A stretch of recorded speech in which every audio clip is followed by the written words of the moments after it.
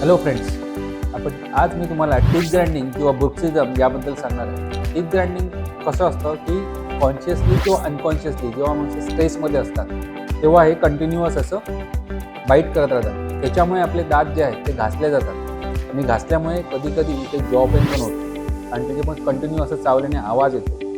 ते आपण अवॉइड कसं करू शकतो? ऑक्लुजल स्प्लिंट वापरून किंवा नाईट गार्ड वापरून.